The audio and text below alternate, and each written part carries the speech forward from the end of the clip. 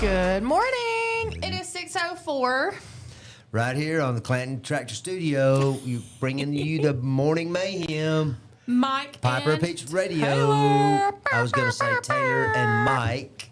You know, ladies first. I look like an egg this morning. I didn't realize. Why does this make my hair look so greasy? It's not even greasy. I just washed it the day before yesterday. Or did you recover from yesterday's laughing? You know, you got kind of like tumped over the giggle box, and it was like really out of control there for a couple minutes. It was a little out of control, but I got it all put back in.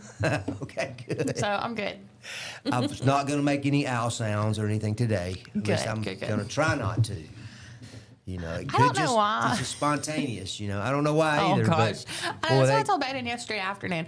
I don't know why that was so funny to me. It was just, I don't know. It sent me over the edge. Another adventure discussion of the adventure That's on right. County Road 153. Oh, gosh. Speaking of County Road 153, who we got coming in today is a special guest. Roger. His monthly visit, right? Roger Or Dodger. bi-weekly or whatever it is. He comes on regularly and tells Yep. us about the affairs going on there with the county commission, Chilton County Commission. That's right. They're still riding high on that brand new courthouse, I'm sure. As they should. It's so nice. Yeah, exactly.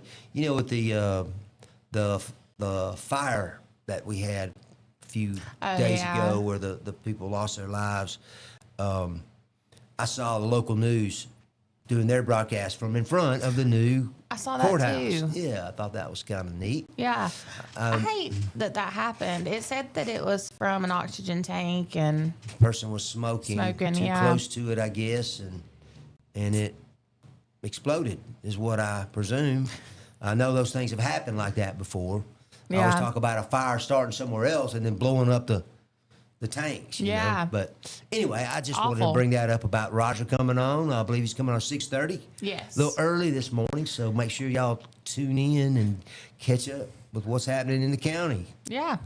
Baden is really supporting that tripod over there. Well, I'm not sure what happened, but we look like we're jumping on the screen I there because know. he's adjusting. We're like a bunch of jumping He's beans. adjusting the camera. Well, today is not Tuesday. I thought I fixed that on my paper, but I didn't. Oops. It is Wednesday, July the 29th. And the high today is not as high as it was yesterday, but we're still under a heat advisory. So the feel like temperature is supposed to be from 79 to 94, with the hottest being around 2 p.m. Well, you know, we talked about yesterday being the hottest day of the summer. Yes. And I was in it for 4+ hours. I was working, Oh, man. cutting grass and doing a few things. Yeah. Fortunately, where I was working was mostly in the shade. Good thing. But I'm telling you, it was like I jumped in the swimming pool. Yeah. I mean, I kept drinking this and, 2 bottles of water and 2 body armors. And Hydrating with I Coca-Cola. drank a Coca-Cola. And I mean, it was just like, you didn't think I was doing any work because I was drinking all the time, Yeah. But man, that was hot. That was the I know. hottest. And I had a lot more to do. I'm going to try to finish it up today. I don't know if I'll make it I don't know if I recovered enough. But man, yesterday was so hot. I was like I had just a few more things to do, but it involved raking, which is, pretty high, yeah. hard intensive. And I said, I think I've had enough for today. Yeah. So I Well, good started about thing. 10:30 and I finished up about 3 o'clock. Oh my gosh, why'd you do it during the hottest part of the day? Well, because I don't really have another choice. I mean, I guess I could have waited till dark, Yeah. and work for an hour. You That could've might be waited. the smartest thing to do. You could wait until about 7, 8 o'clock. Yeah, I could have, but nah. But like I said, it was in the shade, so that was, a couple degrees cooler, I guess. Yeah. But it did not seem like there was any breeze yesterday. Yeah, I So don't this think weather right now is what I would call stifling. that's right. It's It is really not hot. mild. No, it's not. It is Diablo. Not now. El Diablo. That's right. Well, speaking of Diablo, today is National Chicken Wing Day. Ooh, baby. I like some chicken wings. Me too. It says that buffalo wings, hot wings, or wings, whatever you call them, each of us eat about 290 per year. Do you think you eat that many? No. I don't think I eat that many No, either. I'm not into it that much. No. But the chicken has 2 wings per bird. It produces 4 tasty morsels. That's right. You have the drumettes. That's right. And then the flats. flat wings. There you go. Do you like the drums or the flats? I prefer the flat Me too. personally, but I will eat drums. I do all the time. Yeah. We have a favorite spot that we go to Where? in downtown Montgomery, right just down from the Capitol, inside one of the state buildings. I forget which one it is. Yeah, we need to get a sign for him. I'm telling you, he's You know, about he's to got get rode signs for up. us all the time doing, do this, do that. Like we need to say, Press the button. press the button. Press the button. Keep the camera going. But no, it's called Wingers. Wingers? With a Z on the end of it. Wingers. I've never heard of that. Well, Raynette and I went in there one time, and I didn't know what it was, but it's inside a state building, so it's really, I guess, designed more for state workers, for their Okay. lunch breaks, because it's inside the state. Yeah. You thought she was getting adventurous, huh? What, Wingers? Going into wingers. Well, not necessarily, but I will say that when we got there one time, we just happened right after we ordered. It was like somebody comes up and they got a little spot there. I guess they could have like a guitarist or some entertainer right there if they wanted to. And they said, "Okay, we're about 10 minutes away from karaoke." And there was only about 8 people, and they were all sitting at the bar, because Woodcast is a small place, intimate I would call it, but it has excellent wings. Well, Taylor, you have to understand, intimate is used many ways. It's not Intimate just entertainment at the wingers. obviously what you're thinking. Look at your face getting redder and redder. I'm not going red. Well, But I it's really suppose good that wings. it was good. Yeah. We laughed at the people singing. There's always a couple there that may have been sitting at the bar too long. Oh, yeah.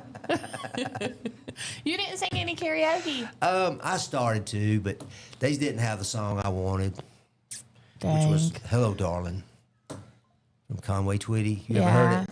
I have. You have? It's nice to see you. When we were on the cruise, I was going to sing Loretta Lynn, but they didn't have her. Coal miner's daughter? No. Which one? You ain't woman enough to take my Take man. my man. You ain't. Boy, when you see Loretta Lynn singing that song back in her days, She's it's like 4'8". You did not want to mess with Loretta Lynn. She No. looked like, you mess with my man, you gonna mess with me. Stomp a hole in You you. got me to deal with. I'll deal with him when we get home. That's right.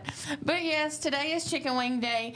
And it says, I did not know this, buffalo wings or the Buffalo Chicken National Day, whatever I'm trying to say, was originated in the city of Buffalo, New York in 1977. Buffalo, New York. I guess that's where buffalo sauce was started. Or buffalo wings, right? Yeah. I mean, I've always wondered if they had a tie to it. I did not know that story. Yeah. So I thought that was really cool. Drove through Buffalo one time, Really? a few years back, on our way to Niagara Falls. Oh, I bet that was pretty. Have you ever seen Niagara Falls? No. Oh my goodness, you have got to go and see it in person. I know. You can watch it on film, and it's tremendous. Not the same. But when you're standing there, you can feel the water. It's like you feel like the ground is shaking almost. It's like I need to Oh my back gosh. up. Thinking that the bank might give away. And I'll be down in the Niagara River somewhere. Yeah. But anyway, we went on the American side. We Yeah. stayed there in Niagara, or not. We didn't stay there. We were staying in Erie, Pennsylvania, which is another cool place, right on Lake Ontario, I think. But anyway, it's got a lot of history. War of 1812 on that particular lake, Well, that's pretty which was cool. It was called Presque Isle. It's near there. I know when we drove to New York, it was very interesting. I told Bailey I would like to drive back. It was a very nice drive. I would like to drive back and take a few days to stop at different places. We say, Raynette and I say, we really want to go up the East Coast during the fall sometime. Yeah, that'd be beautiful. And of Especially course, up somebody towards, has like, to drive, so Boston you won't get to watch. We drive on roads that I drive on every day, local roads. And when she's driving, I'm like, wow, I didn't know that was there. Or, wow, look at that. I didn't see that before. See, But- it's bad because when I'm driving, I'm like, Yeah, that's. I know people like you.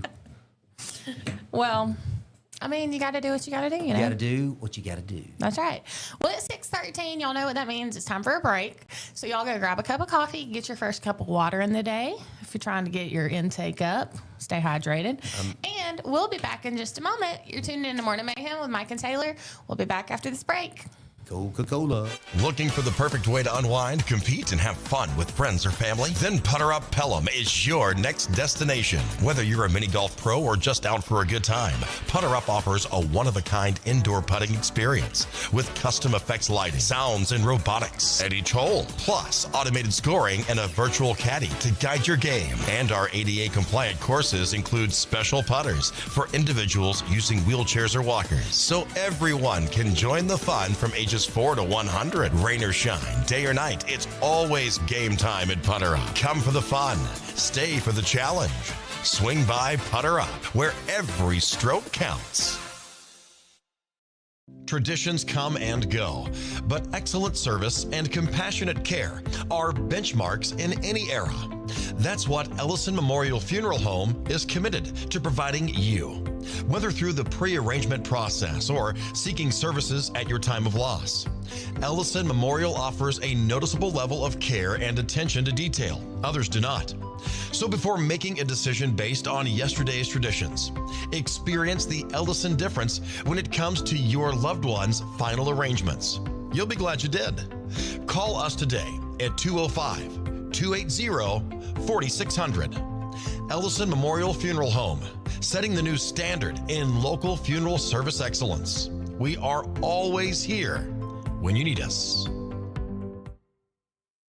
Underage drinking is deemed by many adults to be a rite of passage. Parents who host parties for youth may think they are being protective, but they are actually putting their youth at risk of physical and social consequences. Know the truth. Underage drinking and social hosting is a bad mix. For more information, contact Central Alabama Wellness, 205-651-0077, or visit centralalabamawellness.org.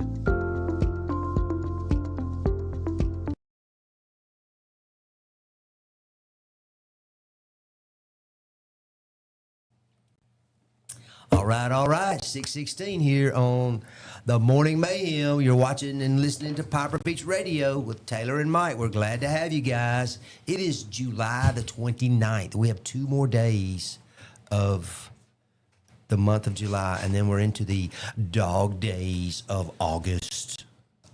I don't know why I'm saying it that way, except it's going to be hot again. There's a guy doing a commercial for a HVAC company on some of the radio stations, and he's talking about, he says, man, we're not even halfway through our summer yet. Said it's going to be hot through, where's that button at, Taylor? Where's that button? What is he doing? I don't know what he's doing, Why but have you not did this before? it's kind of hard to We're on break. kind of hard to talk about stuff, while we're getting. I think you have it too bright. You can like see it's, the no, wind. it's like really. You can see on your, if you're watching this, you can see the wind blowing I the see lake. it is bad. You can see the wind blowing the lake there. We are not struggling. We are not struggling, but we have a struggler. Oh, As man. he turns the light so bright that it just completely washes me Hey, off the screen. we want to thank a couple of our sponsors here this morning. Yes. Let's talk about the Chilton Chamber. We had Rachel Martin on yesterday. That's right. That was a lot of fun. Boy, she had a full slate of ribbon cuttings and new things, new businesses starting here in the county, the city, county, I guess. Pretty cool. Yeah, there was one yesterday in Maplesville. They have an ice cream, dirty soda coffee shop that opened on Main Street. Social. Yeah. I saw that. Directly across from Valley Grand on Main Street. Cool. And then today they have an ribbon cutting for I think it's like a hospice home health. They're relocating or something? I think so. Or renaming. Mm-hmm. Yeah, And maybe then- that's it. I think that is it. I think so. And then they also have 2 giveaways this weekend of backpacks at, I don't know the name of the business, but the owners of Pinedale Gardens opened a clothing boutique. So it's right there on 145 next to Pinedale Gardens. They're having their event. And then also 412 Tabernacle is having their event at the Old Lomax Baptist Church off 31. And they're giving away backpacks. They're doing bouncy houses, hot dogs, all that. So there's a lot of things. I grew up about a half a mile from Pinedale Gardens. And very good friend of our family, Morris Moats, owned it at that time. Oh. And my mom was real good friends with it. There's an organization called the back then that I guess they may even still be doing, kicking, is the JCs. I don't know if you ever heard of them, but they were just a civic group, and they did all kind of cool stuff. And That's he was cool. like just this tremendous master gardener. Yeah. I mean, his house, which is out off Pinedale Road,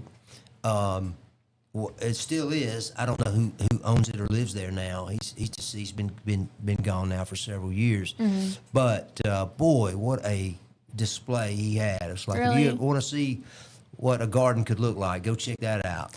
I love that. It's right by the interstate. I mean, his house was just right next to the interstate. Yeah. But man, he had all kind of stuff in this beautiful old house, I love giant old growing house. flowers. Some of these older houses are just huge. I know they are. Yeah. That's what me and Bailey were talking about the other day because the guy that works with him, he lives behind a historical neighborhood in Hoover. And the houses up there, they were weird looking. They were very, I don't even know how to describe them. They're like different. I've never Different. seen There you any go. That's type a of good- home like that. That's a good term. But we were talking about old houses and how they're a lot of times they're big, but they're laid out so strangely. Yes, they are, and they're halls, and there's just different. Yeah. I mean, I remember my grandmother's and great grandmother's houses. They were just laid out different. Yeah, and a lot of them don't have bathrooms or didn't have bathrooms. So when they added them, they're in a funky location. Yep. Like one house that's in Verbena, someone recently bought it and they're remodeling it. But when you go in, it's just a square. It's like a lobby almost. Yeah. And then the rooms are off of that. It don't have like a living room. That's right. That is the sitting room. Yeah. And then they added a bathroom, but the only place to add it was behind the kitchen. So the only bathroom in the house is like off the kitchen where you would think a pantry would be. That sounds like both of those houses that I was just describing to you, except my grandmother's house was built in like 41 or 43, Yeah. 1943, something like that. And they built a bathroom in there. By then they had plumbing. Yeah. But my great-grandfather's house was built in 1921, and they had an outhouse forever. Yeah. And then at some point they modernized and turned basically a big closet into their bathroom. Yeah. I wonder if that's what the people who lived in this house did, if they turned the pantry into the bathroom. Probably. Because I mean, it's right off the kitchen. It's I the mean, weirdest thing. definitely the room was not added to the house. In other Yeah, words, they that's how just took this a one room is. and made it the bathroom, before it was, the thing to do. Yeah. Well, we mentioned Coca-Cola earlier, which I am enjoying my 34 milligrams of Yes. caffeine, I believe it was. Yours was And you've 34. got your Mine's 40-something. 46. Mr. Mike Baker stopped by yesterday You and did? He made a did? TikTok with us and He visited. did? Yeah. Well, you're going to post it today? Probably so. Probably so. That I want to see. Yeah. I hope you got him dancing. He did a great job. Good. And then I also wanted to mention again Larry Puckett Chevrolet down in Prattville, the largest pre-owned vehicle lot in the state. I mean, you look at it from the road, Taylor, it doesn't look that big, but you go back into their campus or whatever, and it kind of widens out there. I know. There's It's a like lot hidden of vehicles treasure. there. A lot of vehicles. A lot of people buy used cars because the depreciation hit is greatest your first couple years that you own. Yeah. In fact, the greatest hit is about 5 minutes after you drive it off the lot. That's right. But then this couple years, the depreciation of the value of it drops considerably, and you can pick up some good bargains that way. Yeah. On a good vehicle. Roger Texan said he's on the way and he's bringing proposed budget numbers. All right, excellent. I thought he was going to say donuts. If he's listening, maybe he's going by Licking Good right now. He lives out towards Verbena like I do. Oh, so he well, won't he's be not coming by gonna that go way. that He can way. stop at Jack's. Yeah, he could. They have those blueberry biscuits, I think, right now. Yeah, I haven't tried those, but they I look tried one of those delicious. the other day. Are they it was, good? It was pretty good. Huh. It was, it sweet. wasn't a blueberry muffin, Yeah. but it was okay. I didn't blow your skirt up or anything, huh? Nah. Well, speaking of skirts, today's National Lipstick Day. Oh, I forgot my lipstick. I mentioned that earlier this you don't morning have it when on? you said, Oh, I thought you did. no, it's just the natural beauty. Look that at you're looking at. you. I bet it's the lighting the baiting keeps messing with that's I really. know. I hope we're settled on the lighting because it's a little unsettling Get it? For him to be messing with it. Never mind. Well, this is throughout the ages. Controversy surrounded lipstick. I did not know it was so controversial. Yes, the British Parliament banned it in 1770. Wearing lipstick was called a devilish attempt to trick men into marriage. Well, I could certainly understand that. And in some circles, lipstick was associated with witchcraft. But surprisingly, George Washington supposedly wore lipstick, while Queen Victoria considered lipstick impolite, and one of her statesmen had different opinions about it. I wonder what George really looked like without his wooden teeth and his lipstick. I don't know. Or should I say President Washington, General Washington. I don't know. He probably wasn't that attractive. But anyway, during World War II, Winston Churchill thought the lip color boosted morale in an excellent way. So I wonder if that's kind of implying that he also wore lipstick. I would think so. I would think so, that's what he too. said. I wonder what our old FBI director thought about lipstick. I don't know. J. Edgar Hoover. You ever heard of him? No. You haven't? No. Did he wear lipstick? After he died, it was discovered, or at least it was the information came out that he liked to cross dress. Oh, no. So my guess is he wore some lipstick in his time, in his private office. Yeah. Just amazing what people will do, when they think nobody's watching, or nobody's going to find out. There's some wild stuff that goes on. It is. But J. Edgar, I bet he has some rouge also, be my guess. Oh, me. Well, we did say Roger's coming on in just a few, but also today, the Roberts are welcoming home Will after being in California for so long. Will, if you don't know, is a 15-year-old here from Alabama. He passed away from osteosarcoma, and they were in California doing a trial drug. But his family came home a couple days ago, and they were welcomed home by hundreds, if not thousands, of people Along the roadway. I saw along that. the roadway. And then They had the state troopers. police escort. Yes. Right. Mm-hmm. And the state troopers helped them carry in all of their luggage. And their family said, I don't know if it was the mom or dad, but they said that bags were not the only thing carried through that. They literally carried them through the hardest time of walking back home after their journey with cancer. But today, Will is supposed to be in Birmingham at 8 a.m. So I'm sure that they'll be planning his service. Like 15, He was 15, like that, right? yeah. They put out his obituary, I think, yesterday. Very brave young man. Yes. It really did bring me to tears because it was just talking about not to be sad, not to mourn his loss, but that if you wanted to remember him, to live like he did. And it was so sweet. Yep. Yeah, that's a couple ways to go, I guess. You can I know. kick and scream, or you can hold your head up high and encourage others like he did. Yeah. But I saw her, the mom, she was doing a lot of things. A few months ago, we talked about, I don't know if it was with you, but I talked about a bucket list. Do you remember that story? I do. The lady's husband passed away, and they were remembering him through a bucket list. Yep. And the mom, her name's Brittany, Will's mom, and she's been doing a bunch of things that Will had talked about wanting to do before he passed away. So that kind of reminded me of that. Well, his spirit will be with him. Absolutely. No doubt about it. Yeah. So that's today. He'll be back in Birmingham, I guess, or back in Alabama. At 8 a.m. But definitely praying for their family and their community, because that's hard. That has been an inspirational story in spite of the end. Yeah. Still inspires.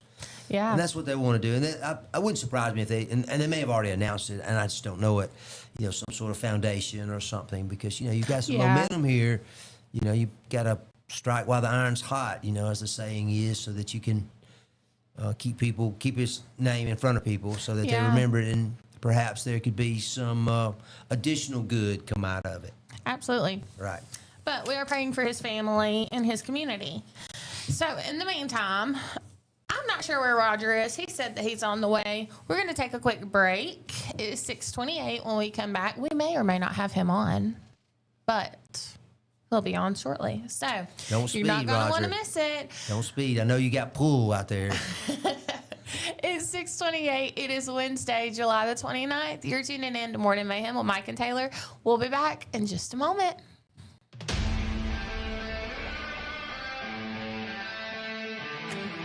There's There's a pride that comes from employing over 6,000 people in America, welding, fabricating, assembling with local and global parts, delivering a machine just right for you.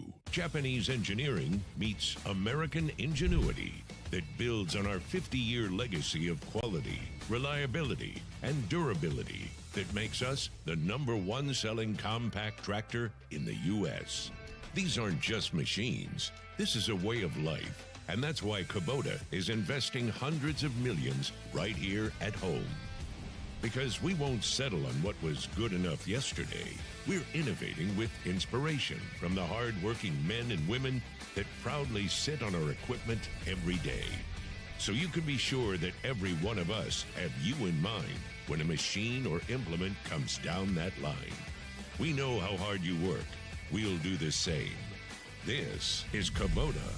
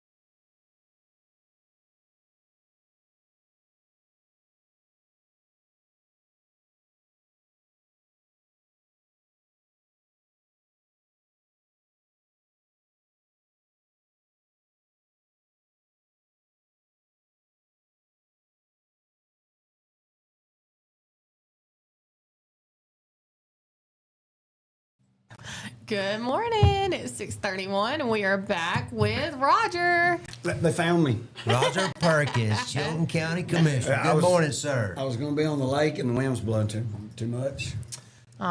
We're second choice.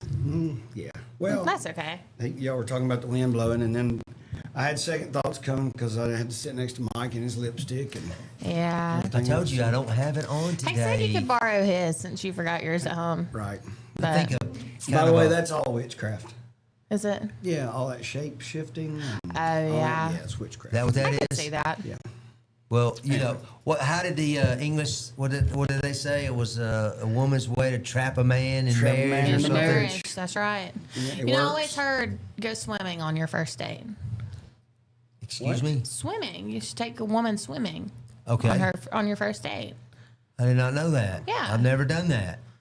Maybe that's why I had so much trouble till I met Raynette. Probably so. Take them swimming. Which What is waterproof- the reasoning behind that? Wow, that way it washes off all the makeup. You see the real. I thought that stuff was waterproof. Some of it is. That's why got it's witchcraft. it. I got So it. that way you know if you are dating like the Loch Ness Monster. Yeah, Underneath all that paint. that's right. That's right. But anyway, mine doesn't paint. Y'all My are wife past doesn't that paint up a stage. lot. She does have some lipstick. Our little granddaughter's learning how to do all that. That's fun. And we have a picture of Hannah when she was about 3, and she didn't understand lipstick, and just like all over her. You know, she's I like, love look, that. look how good I look. Of course, I'll bring a picture of that. We put it on the air. She would like that. Oh yeah. I think so. I bet. It would. Well, Roger, what's been going What's on? going on at the CCC? Oh man, just I mean, living life. Living life. Yeah, county never sleeps. How is it holding your meetings and everything in the new courthouse? It's comfortable. Is it? It is. You know, I mean, it's like anything. They got some bugs to work out. Oh yeah. You know, I mean, they've been through a few issues. They've had a plumbing issue they had to fix, and some elevator issue Oh no. that's they deal with. But other than that, I mean, it's a great building and it's a great addition to the county. I think the citizens coming in and having one place a one-stop shop to do all the county's business is going to be it's beneficial. I've got some car title work I need to do here pretty quick, so I'll be coming in before too long. Make my first impression. You're good. I mean, you know what I mean, as far as actually people in there. Yeah. We got that tour before it was finished. Before it was finished. Yeah, that was a lot of fun. It was. I mean, boy, that was wild to see how big it was, and because originally I thought it wasn't that big. I think I already said this many times, but once you get up there and you go in it, and then we went and toured the old courthouse after y'all had vacated it, and it was like, Like wow. Yeah, exactly. It's totally different, you know. But so what's the latest with the commission? What you guys working on right now? And Miss Hall, of course. I don't mean. We were just talking about you guys. Remember that story I had? People were upset about using the word you guys. Yeah, Miss Hall. Yes, it's guys and lady. Yeah, exactly. Miss Hall does a great job for us. I didn't figure she probably minded, and she understands that she's included when I say that. Oh yeah, yeah. Well, I mean, it's just assumed, and Miss Hall's she's a liaison for like our transit department. And that thing's really turned around. You know, it's moving to the old tag office. Oh. No, I didn't. It's moving to where the old tag office is. So there's some renovation going to go on there. First Federal Bank Savings and Loan or something like that it was at one time. Okay. My mother worked there. Go ahead. It's going back in the day. I know. Let's not get back to the slaughterhouses and all that conversation. Well, all right. So anyway, so we've had preliminary budget meetings. The way the budget, you had asked about how the budgets are formed and where the monies are spent, and I think everybody needs to know that kind of stuff, and it's important. And so I did bring this is Mike show prep. the show prep. This is the budget packet. And why is everybody always picking on me? So the budget packet, along with this, is like how a proposed road list looks. Look at that. The notorious optional road improvement plan. Road improvement list. So the way it works is we have a steering committee of 3 commissioners, including the chair plus 2, and then the office, and they run numbers based on history and put together a proposed budget along with the heads of all the departments. And they come together and set the budget, and then the budget is then given out to the commission body individually for time to go over it, ask questions, do all that, and then we will eventually vote on to approve the budget. Mm-hmm. And it's gone very well. So I brought a cheat sheet. You were asking about different departments and how that money's spent. So I mean, it's not a secret. Right? No, it's all public information. Exactly. Yeah, that's that what everybody I thought. should know. We just want to get it out there to you guys. But it's very interesting. In case you don't know it like we don't know it. True, and a lot of people don't know how many departments the county funds, and then where it goes. So, like your 2 biggest ones we were talking about is road department and sheriff's department, and we budget with the sheriff's department. But a lot of people don't know that the county commission doesn't control the sheriff's department. Absolutely not. I was just going to mention that. Sheriff's department is an elected official, and they're an independent organization. And you don't want to control it, right? So you don't have time to run it, right? Exactly. Between that and the county, the rest of the county. We don't want to have to do that. That's all their policies and their procedures is all set by that organization. We just help with the funding and disseminate the funds, right? So exactly. The county, and all this is proposed because it's not been voted on yet. We operate on roughly, and I'll give you some last year's numbers also, it's around $42 million. And the road department makes up about 11 million of it. That's where we were talking about the percentages. But of the 11 million, because of the monies that's received, some of it is from the state, some of it's from federal, it's earmarked to different things that what you can use on it. 4 million of the 11 million of the 42 million is actual road construction. 10%. 10%. Yep. So of the 4 million, 3 million of that is contracted work, which goes out on bids to big projects like County Road 16 or 23 that was done. This is stuff that you'd be familiar with. Yeah. That's what we call asphalt roads. You just did 51 a couple years ago. Yeah. Yep. Yeah. Something with a really high volume of traffic. They have a map that they're considered major feeders or major collectors to your area. So those things are what you use your like forced contract work on. Then you have other stuff that is The other reconstructed. million. The other $1 million of that is for reconstruction of existing chip seal roads or roads that are currently dirt that we chip seal or pave. If you're on a dirt road and we chip seal it, you're going to say they paved our road. Yeah. Yeah, that's right. All right. So chip sealing is a little bit less expensive, and it's a material cost to the county because of the $4 million of that particular million or 1.1 or whatever it is. It doesn't include the labor that's going to be used no matter what. So you employ 50 people at the road department. Only a section of that 50 people is for road construction. But those people are going to get paid no matter what because they're salary. So when you go to budget for, say, let's make that dirt road a chip seal road, or we're going to reconstruct that chip seal road, then the wages are calculated on a different line. Just the material is calculated in that particular number I gave. Okay. So because it's ate up by This that. chip seal, Roger, is that what y'all are doing to County Road 30 right now? 30 is us doing a chip seal road. And that's been a elongated process due to some rain and some weather and some certain issues they had and a few base failures. Now, I'm not the road guru, but I will tell you from things I've learned, of course, is the foundation is everything. So that base that's laid down means everything, and the chip seal gets its strength from the base of the road.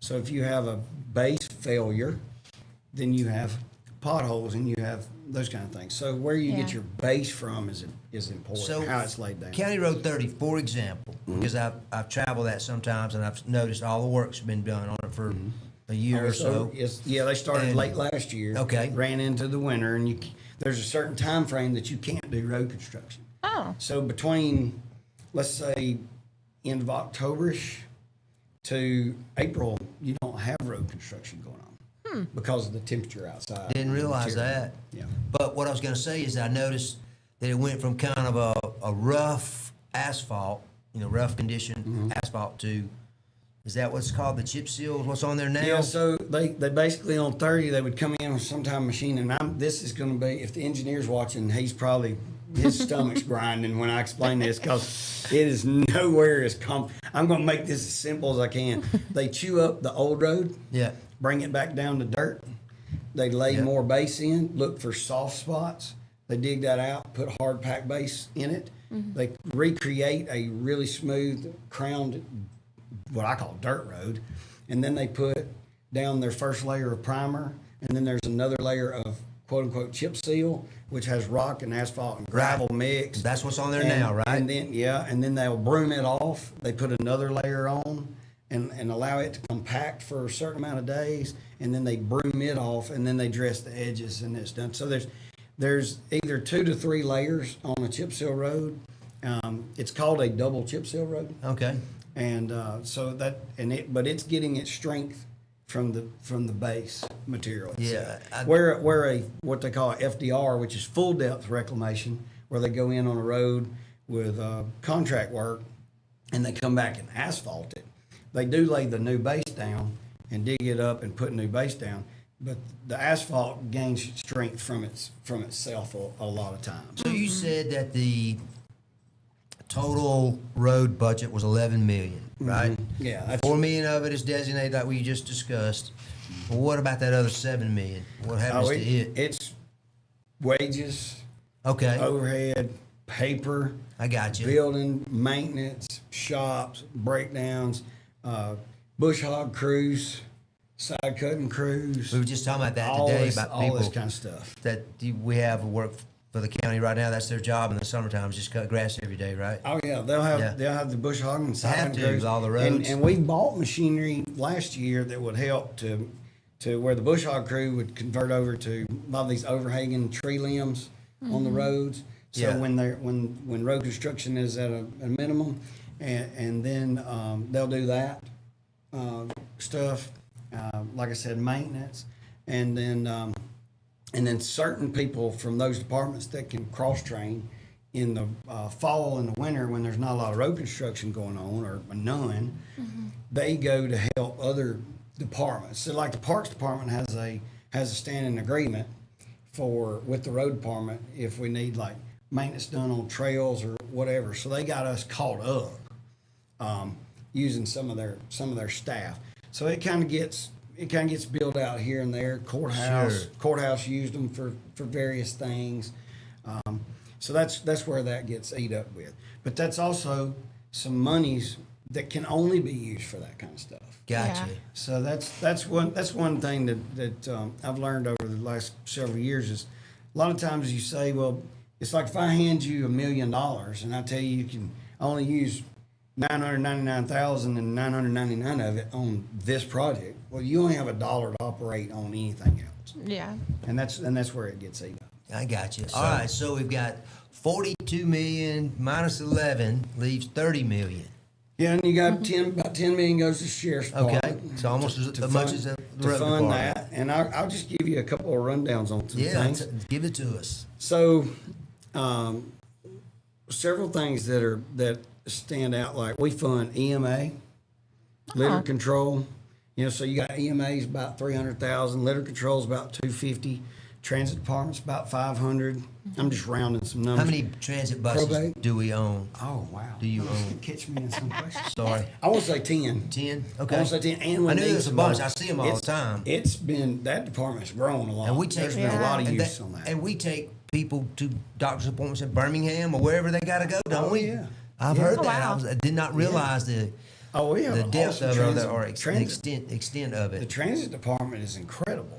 They do take a lot of patients to their doctor's appointments and those things. And I'm not getting out over my skis a little bit, but I think there's some preliminary talks about having a set route here in the city, like quote unquote like a bus. Yeah, stop, right. Stuff Oh, cool. like that. So that department's growing.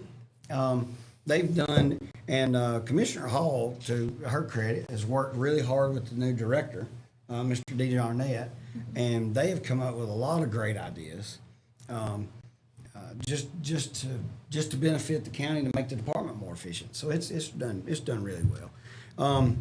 Probate office. So we fund the probate. So you'll have like 600 something thousand that goes to probate to help fund it, and almost 2 million over to the revenue, because the revenue department encompasses tag, revenue, assessor, collector, all those kind of things. Property, obviously, the property Yeah. tax, right? Animal control is always a hot topic. The amount of money spent on animal control is unbelievable in the county to me. The number of animals that gets dropped off up there. Yeah. And we'll have to invite Commissioner Childress, who's a liaison down there, to give you some really good numbers. Or might be a good idea to get the director, Christina Bollock, in and go over just how important it is for spay and neuter. I know they do have a program coming up that's reduced spay and neuter. They announced that on their Facebook page that will help the citizens out to get those animals.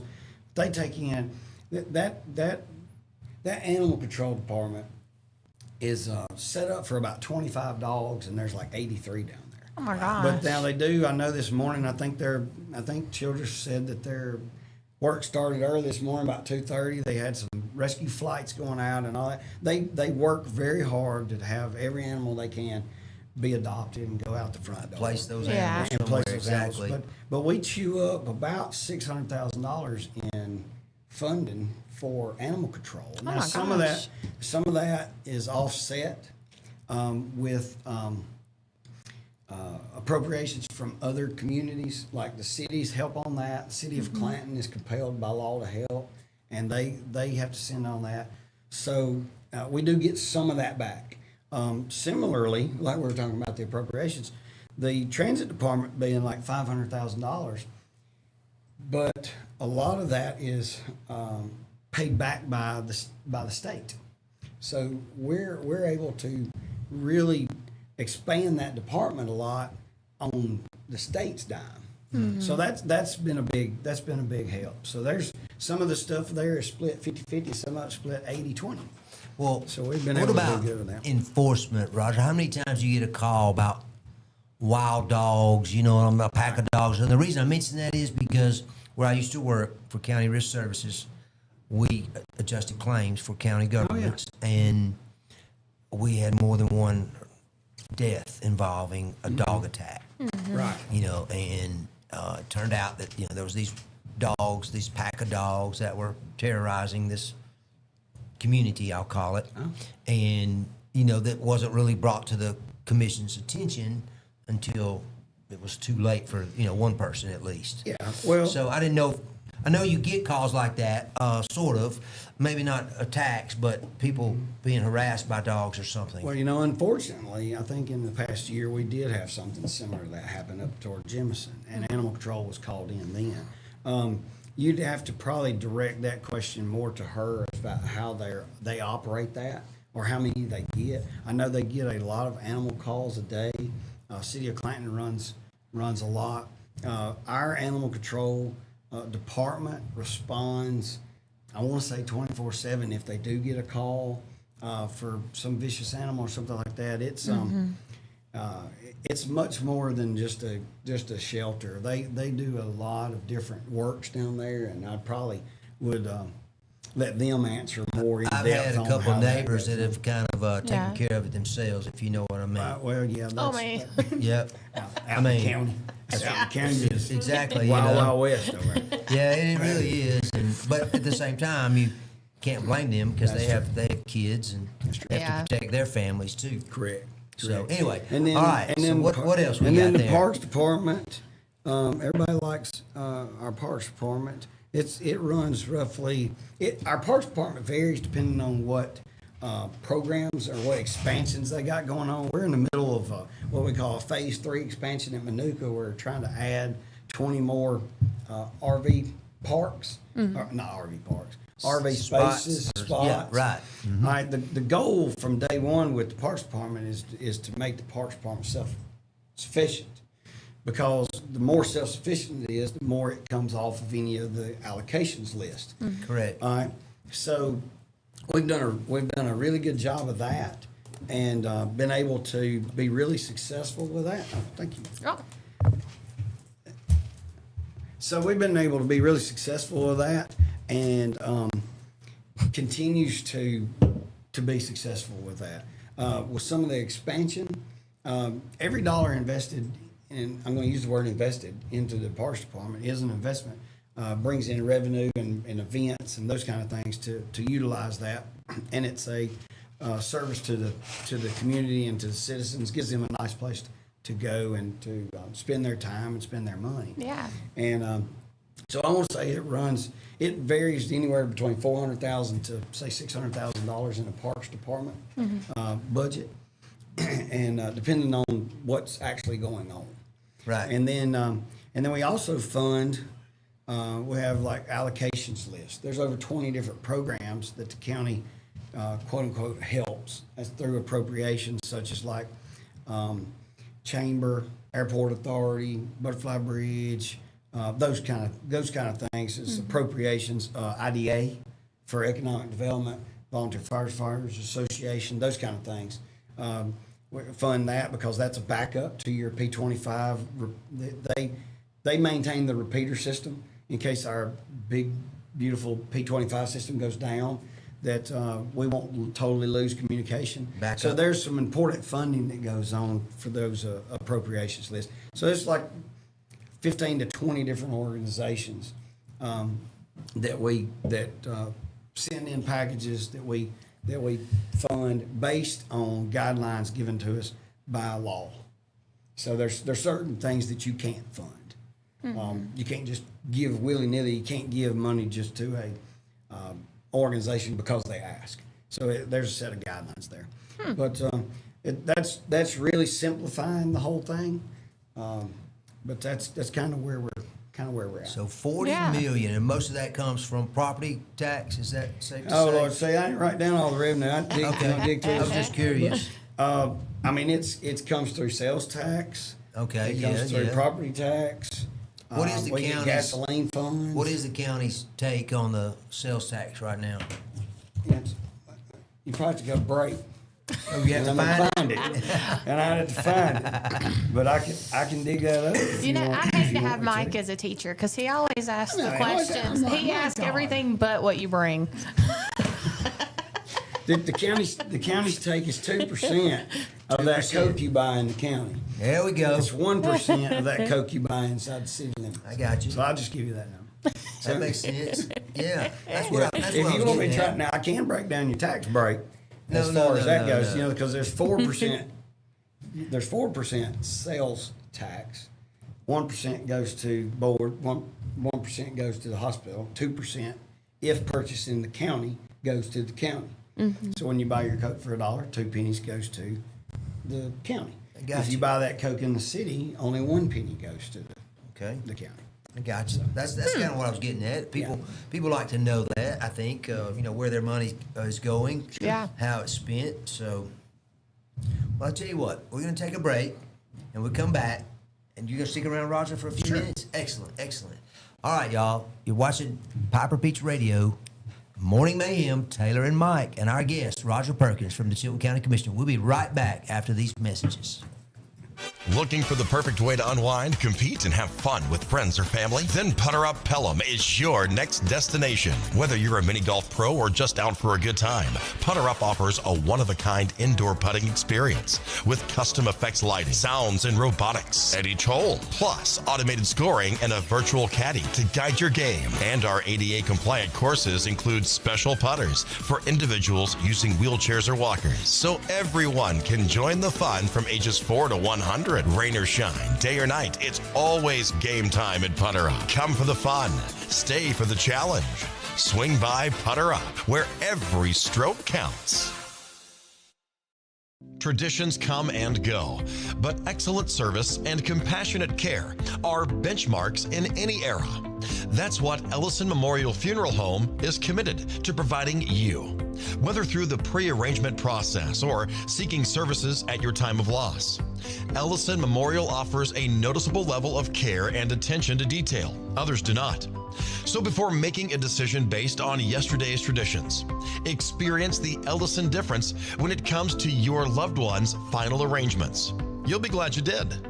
Call us today at 205-280-4600. Ellison Memorial Funeral Home, setting the new standard in local funeral service excellence. We are always here when you need us.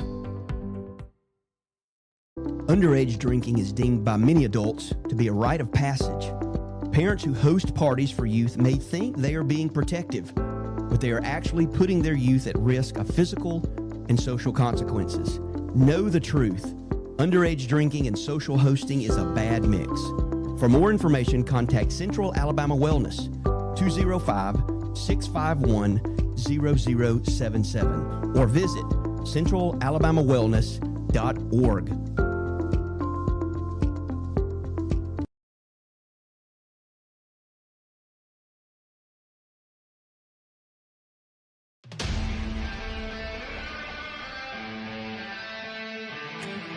There's a pride that comes from employing over 6,000 people in America.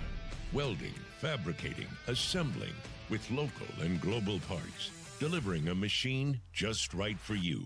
Japanese engineering meets American ingenuity that builds on our 50-year legacy of quality, reliability, and durability that makes us the #1 selling compact tractor in the U.S.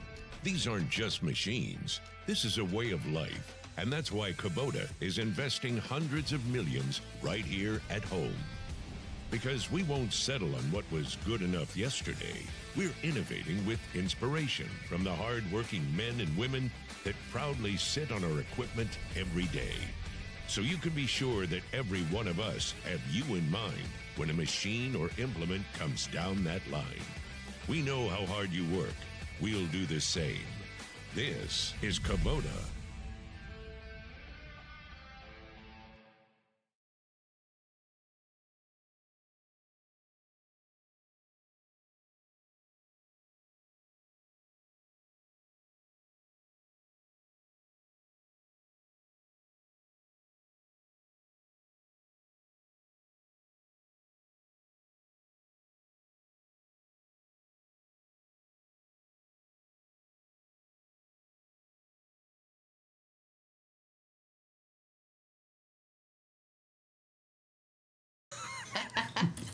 We want to talk about chill code. We're back. It's 6:59, and apparently on the next break, Roger and Mike are putting on lipstick. So there's that. Probably not going to happen. Oh, okay. Matter of you fact, said- I never say never a lot, but I can probably say no. I think you're almost blushing, Roger. Maybe.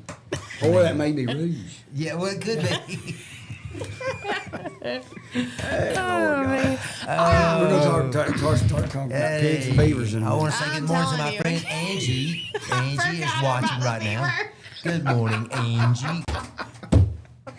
Hey, Roger, we're talking about the revenue coming in, and I asked you a question, and of course, you needed to check your numbers, and we went through those, all you have there, and you pretty much talked about all those departments. But then you come to this last one. It's called general revenue. Yeah, so revenue is a little different the way it works because parks bring in their own revenue. There's revenue sent and brought in at the road department through federal agencies and state agencies, stuff like that. So the numbers ain't gonna balance out. But here's one thing I did find out when I first started doing budgets on governmental stuff. We started doing budgets and did parks budget where it makes money. And but your budgets in the government have to balance. So you're supposed to allocate out. And I want to say allocate out every dime that you bring in, so the budget reads at zero, right? But like me and you were looking at just on projected stuff off of last year, some of last year's numbers, like the big ones, like you were talking about sales tax, about $6.4 million. 6.4 on that. by That's shopping and buying local. shopping and buying local, and that's why it's important to shop and buy local. Yep. If you figure our 2% and then the 1% in the city, and you realize that we ran numbers, consultant firms have run numbers and come up with a figure on how much money, and I don't know if I've ever been over this, but how much money actually is spent outside the county on goods and services, and Right, how that's exactly. applied. So I'll give you an example on grocery. All right, so roughly $80 million is spent outside the county. Oh my gosh. So what happens is Just on groceries. just on groceries. Okay. 27 million like on clothing, stuff like that. So it adds up to about 300 and some odd $million a year is spent outside the county. Well, if you bring in half that and put in another 150 million in expenditures into the county, and then you take that other 2%, it adds a lot to your operational budget, right? So we use those numbers to look at things to try to attract businesses. When businesses show up, say you got a grocery store that wants to move to your county, and they come in and they want to know, well, how big of a piece of pie do we have to eat from? And you have Walmart and Associated and Piggly Wiggly and these kind of things. So when you're done with all that revenue, they want to make, say you own the grocery store, and you come to us and you say, I need to make $22 million in sales this year.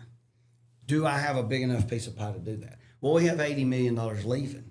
So yeah, you in theory can come in, make your $22 million without hurting any of the others, and you're still going to have $60 million leaving. So that's why it's important to shop local, and it's why it's important that us and the IDA and the IDB for Clanton and all those are staying on these organizations to try to bring industry, to try to bring jobs, to try to bring retail, to do those things. Not just to try to bring jobs not just try to bring any jobs, but try to bring businesses that fit that 50 to 200 people that is going to start their pay at $40,000 to $50,000 a year.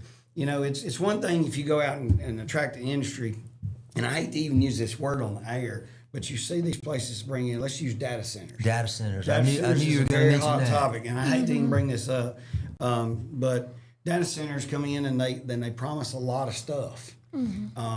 And there's a lot of research going on that. Somebody's going to have to prove to me where they actually bring in that type of money, right?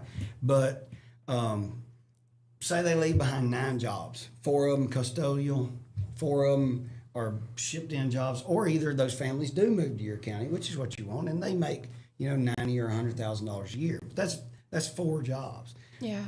What we like to concentrate on, of course, we concentrate on everything. We listen to everybody. But ideally for me, and this is purely my personal opinion, not the commission, not the IDA, nothing. This is my opinion. What we need to concentrate on is industry that's going to bring in 50 to 150 or 200 jobs that pay the $45,000 to $50,000 range or a $60,000 range.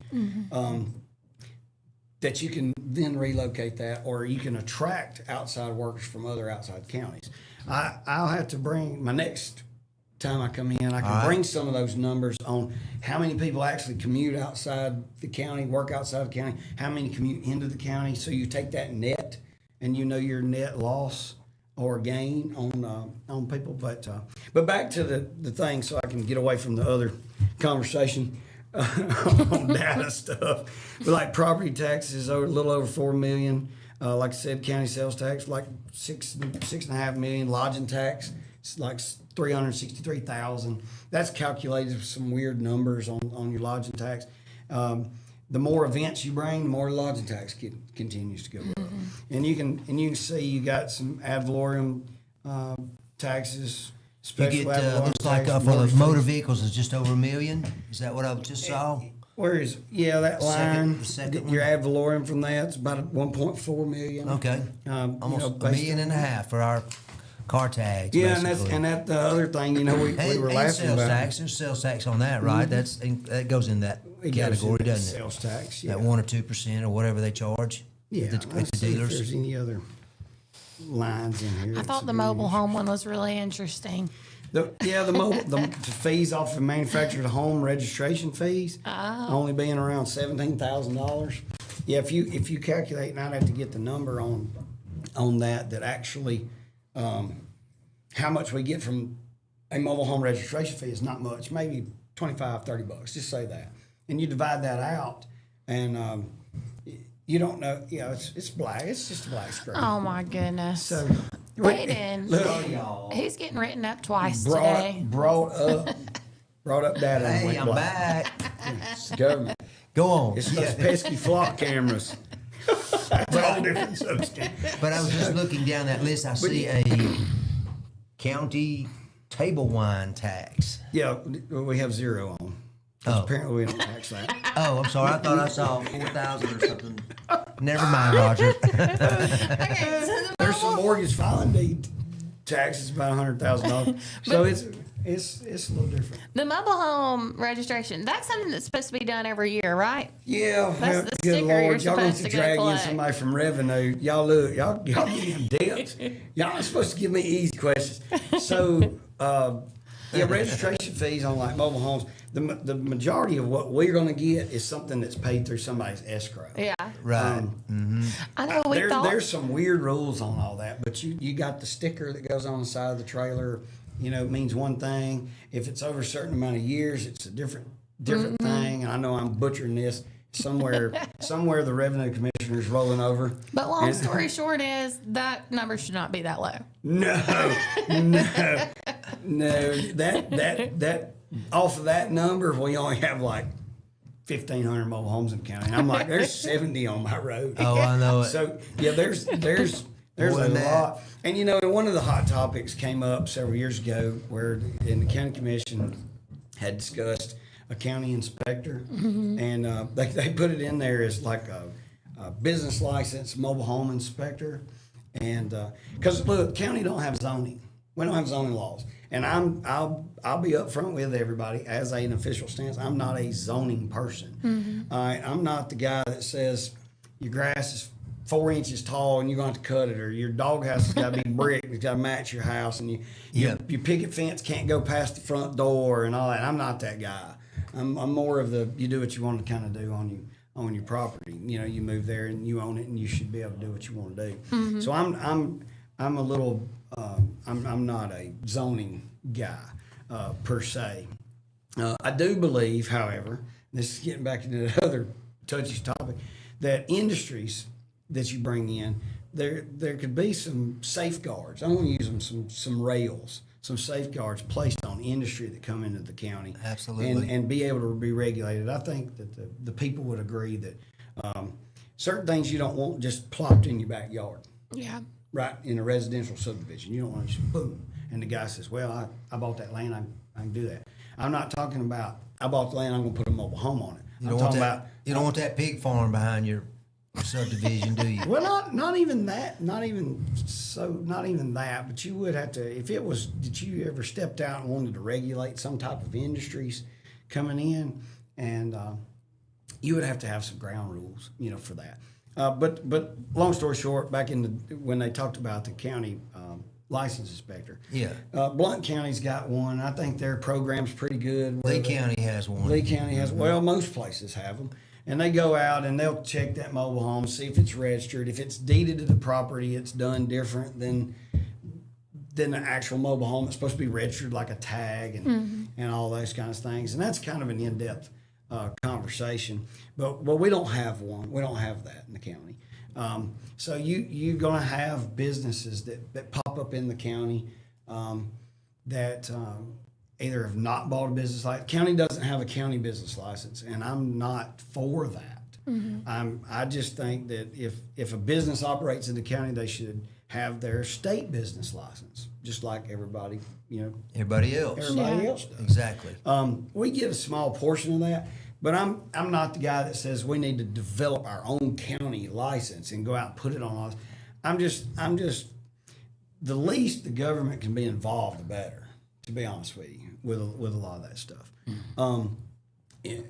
That's part of the Republican libertarian mix coming out, is kind of a hands-off approach, more or less. But as far as the license inspector goes, I think that in the future you're going to see the need for that, whether it's this commission or another commission behind us, just because of the growth of the county, and because you are losing a lot of revenue. So you may be paying your, let's say you're paying your ad valorem on your tag on your mobile home, and all these other people are not. Well, the people that are do look at that like, well, they're not made to do it, right? So, and in order to pave more roads, position. It's reasonable. In order to pay more roads and to provide more county services, there's two ways to do that. One is to raise tax. The other is to raise revenue. And I'm a raise revenue person. Yeah. But I'm more pro raise revenue through the development and the growth of the county in retail establishments and industry moving in and those things, more so than some tax. I'm not let's just tax this or tax that kind of thing, because I think everybody's just taxed to death. Yeah. I think there is a need for it. There's a lot of taxes there on your general revenue sheets. There's a lot of taxes. Page after page. To make up that $42 million. Yeah. Yes, it does. It does. So, but that's shopping local, spending your money here, talking good about the county, building the county up, bringing more families in. Not posting on Chilton Uncut. Yeah, not being so pessimistic about everything. I have not seen that. I'm glad I haven't. Mike posts anonymous, so. Oh, that figures. That figures. Well, I have, certain position here. Anonymous poster. So Mike's sitting at home. He's Unicorn Rainbows 332. So when you see that post Wow. on, Not that there's anything wrong with that. All right. Roger, man, we can't thank you enough for coming in and spending this time with us. Maybe next time, when I ask some questions, you'll be able to go right to it, and we won't have to. I didn't think to I do had more break. studying. I didn't come prepared. No. Hey, man, I'm just joking. Such a loss. And he never once asked how many miles of road we projected. I to was get I about know to it. ask. In fact, I had that Nothing, question. numbers, no. I I'm had not that giving, question. matter of fact, I'm not giving you any numbers because they You'll are have to proposed. send him your They're not notes. voted on. Well, and they are proposed. how many miles of roads does the commission We- administer? We shoot for trying to do around 15 miles a year. No, I meant how many miles of roads are there that you maintain? Oh God, 1,000? 900. 900? something like Okay. that. I knew there was a bunch. Yeah. Okay, how about this? All right. How about there's over, that 900 number is probably a little low, but that's on county maintained roads and county maintained dirt roads. Take a guess how many roads are in the county that are not county maintained, like that are either considered private drives or Yeah. private subdivisions. Take a guess how many roads are not. Oh, there's no telling. Would that be another 900? No, it's 200 individual. 200, roads. okay. So the mileage is unknown. Huh. Yeah. Well, mileage is I unknown. just knew that I told you what I did before with County Risk Services, that was a question would come up, or somebody would always discuss how many miles of roads do they maintain, and that was part of our Oh, yeah, it's a lot. explanation to people as to why we weren't responsible when they would hit a pothole. Well, I'll give you this. Based on the current budget numbers, if we were to start today to redo every road in the county based on our current budget numbers, just to redo the surfaced county maintained roads, take like 37 years. Oh my gosh. Better get busy. Better get started. That's why it's important. Look, and I will tell everybody. Everybody's like, this list. Well, I had the list. The Yeah, we didn't infamous- really go over that the list too infamous much, list. but- Well, I won't give you the numbers. Yeah. I could on last year's road numbers. That's but all right, don't worry about the that. infamous list. Look, it even vaporized. So It's gone. I will tell you this. In there somewhere, though. It is important that dangerous conditions are called in. Roads that are extremely potholed, extremely wore. Everybody's going to say my road is bad. There are some that when you drive them that you're like, I've been on worse. And it is important that you reach out to your county commissioner, whether it's me, or another one you're comfortable talking to get your road on the radar. Because I do drive a lot of miles and look at a lot of them, and a lot of complaints, and getting them on the radar is the first step to trying to get them on a list to try to get something done about it. If you're going to sit on Facebook and just complain about my road sucks, mine, potholes or whatever, it's never going to get on the radar like that. And I have some people that I would refer to you to get the calls that we have been able to successfully. Their roads was complained about a long time. We finally got on the radar, and they're getting done either this year or next year. And they will testify that the process does work. And I know it's a process, and I know it's bad on some of these places, but I've prioritized some and hope to get some on the list. I know we have. I'm not going to tell you which ones are on all the projected lists because it hasn't been finalized, hasn't been voted on. But I'll tell you there are a lot of all those places that's heavy, like 753, those kind of places. They're high up on the radar on the list because there's so many complaints come in about them. So as the only thing that I can assure you, we don't take it lightly, we don't take it flippantly. It is important to us. We wish we could do every one of them just magically. And the more you shop local, and the more revenue we get coming in, and the more growth of the county, the more revenue the road department has to spend That's right. to bring that maybe road number to 25 or 30 a year. Well, you've just shown us that 25% of your budget is for the roads. Right. I mean, that's a huge amount of money. Yeah. But could be even higher, right? Can like you be. just were explaining. Can be. Yeah. Well, don't message us if you want your roads fixed or leave a comment on this live, but go find Roger on Facebook and Blow message it up. him. Blow Yeah. up. Look, share out the feed and the show to your friends, and then they'll know, and buy your lipstick local. Well, it is 7:18, so we're going to head to break. Thank you, Roger, for coming on with us today. Next month, you'll have to fax or email your notes Hey, to once Mike. this gets voted in and approved, I'll get you a copy. We're going to head to break real quick. When we this come has back, been great. we're going to have Deanna with us, so y'all stay tuned. You're tuning in to Morning Mayhem with Mike and Taylor. We'll be right back. Looking for the perfect way to unwind, compete, and have fun with friends or family? Then Putter Up Pelham is your next destination. Whether you're a mini golf pro or just out for a good time, Putter Up offers a one-of-a-kind indoor putting experience with custom effects lighting, sounds, and robotics at each hole, plus automated scoring and a virtual caddy to guide your game. And our ADA-compliant courses include special putters for individuals using wheelchairs or walkers, so everyone can join the fun from ages 4 to 100. Rain or shine, day or night, it's always game time at Putter Up. Come for the fun, stay for the challenge. Swing by Putter Up, where every stroke counts. Traditions come and go, but excellent service and compassionate care are benchmarks in any era. That's what Ellison Memorial Funeral Home is committed to providing you, whether through the pre-arrangement process or seeking services at your time of loss. Ellison Memorial offers a noticeable level of care and attention to detail. Others do not. So before making a decision based on yesterday's traditions, experience the Ellison difference when it comes to your loved one's final arrangements. You'll be glad you did. Call us today at 205-280-4600. Ellison Memorial Funeral Home, setting the new standard in local funeral service excellence. We are always here when you need us. Underage drinking is deemed by many adults to be a rite of passage.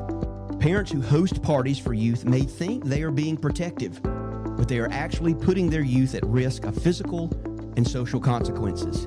Know the truth. Underage drinking and social hosting is a bad mix. For more information, contact Central Alabama Wellness, 205-651-0077, or visit centralalabamawellness.org.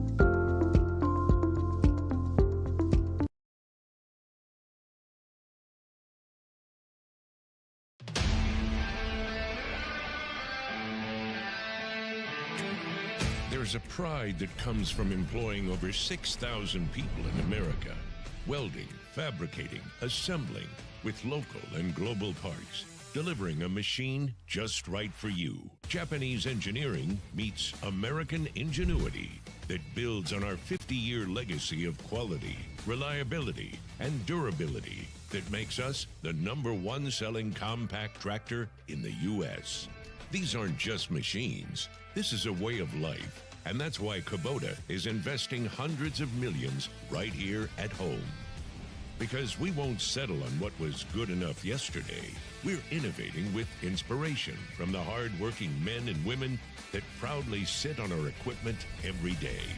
So you can be sure that every one of us have you in mind when a machine or implement comes down that line. We know how hard you work. We'll do the same. This is Kubota.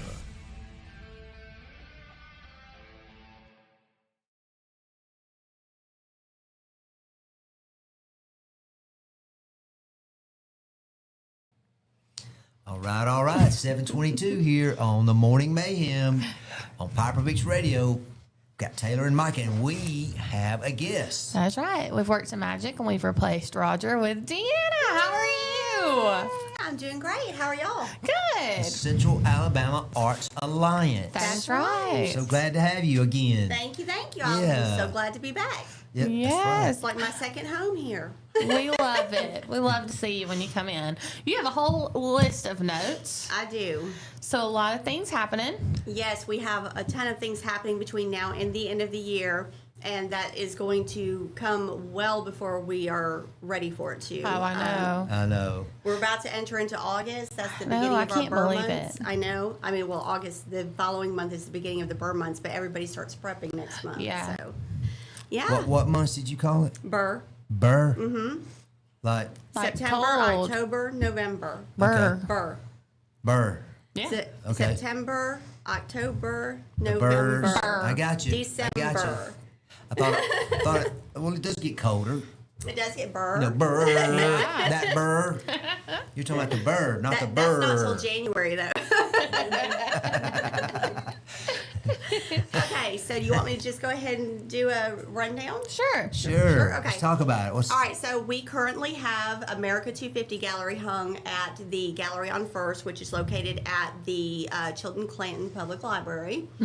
So please go there and check it out. What's there right now? So it's the America 250 Gallery. It's everything that has to do with the last 250 years of America. And we had a few good artists who decided to participate in this, and we are so grateful for their participation. So their artwork is displayed. It is displayed. Gotcha. So when you enter through the glass doors, all of the wall space on the left, leading all the way around through that walkway, is the Gallery on First. It's a collaboration of the Chilton Clanton Public Library and the Central Alabama Arts Alliance. They reached out to us because they wanted something different to look at whenever they walk I through the got you. hall. So, Okay. Yeah. and we've been doing this for. Are we on our second or first year? It's been over second year, I think think. it's second, yeah. So it's been for a while now, and we're absolutely loving the fact that we get to do that. So if you're an artist and you want to display your work, please feel free to reach out to us, and we will be more than happy to do that. So that's going to be on display through October. Ashley Bond Art is having a solo exhibit there November through December, and she is phenomenal. In fact, I'm about to be putting up her flyer with just one of the amazing pieces that she's done. Is she a local lady? She is local. A local artist? Okay. She's a local artist. Interesting. She has A, been a painter primarily, or?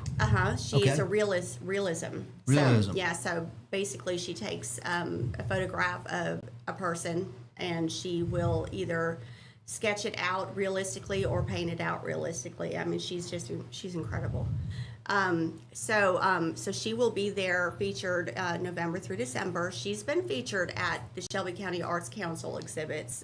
So we are honored Yeah. that we get to have That's a her big here. deal. Yeah. Super. Okay, so tomorrow is the artist meet and greet at the Chilton Clanton Public Library, and this is it's free, and it's open to everyone that is an artist. And this just gives artists within our local community a chance to meet each other, get an idea of what everybody's doing in the community. If one of the artists happens to need some assistance from other artists, then we're there to help. It's to help infiltrate our community with art. Yeah. So this is for all levels all of levels, artists. beginner to advanced. So that will be happening tomorrow at 10 a.m. at the library, and we do this quarterly. So. And Ashley Bond is going to be your guest speaker. Thank you. See? Thank you for reminding me of this.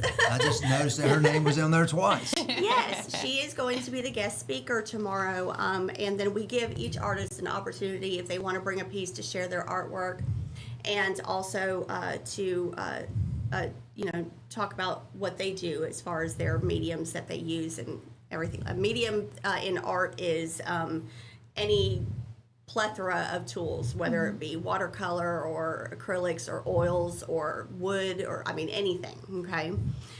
All right. So let's see. Okay. Come this Monday, we have a new class starting at the Central Alabama Arts Alliance, and it is called the Young Creators Club. It's for ages 5 to 10 years, and what this class does is they can come in and choose between any kind of there's so many different things that I've taken and bagged up for them to pick and choose from, whether it's sewing a cute little maybe frog pillow, to painting, to watercolor, to sculpting, to just any art activity that they want to do for that day, they can pick and choose from. And or they can go rogue and do what they want to do, which would be fine with me too, because I have a plethora of things in the classroom for them to use. Deanna, you seem like you might be a person that might go rogue every now and then. I go rogue all the time. Okay, that's what I thought. All the time. Never be normal. Well, how do you get registered for that class? Okay, so just give us a message through Facebook, or you can contact me at 334-306-6756 for any one of our classes. We have one-on-one sessions. We have our sketch club, expressions paint sessions, jelly beans class for the toddlers. My husband teaches acoustic electric bass guitar, beginner drums, and ukulele, and he is Lawless Music. So you can contact us if you are interested in any art activities. We've got you covered. And I need to bring my ukulele and come see him. Yes. I convinced Bailey to buy me a ukulele probably 10 years ago and told him I was going to learn how to play and never did. Yeah. My daughter plays the ukulele. Really? Well, she's a violinist. Yeah. And she got that a few years ago, and she kind of plays with that, if Yeah. you know what I mean. Yeah. It's a big thing right now. We've got 2 students that are actually taking it, and you know, you wouldn't think Russell has 30, I think roughly 30 students, but out of that there's 2. Yeah. You know, so obviously there's an interest forming for that Yeah. ukulele.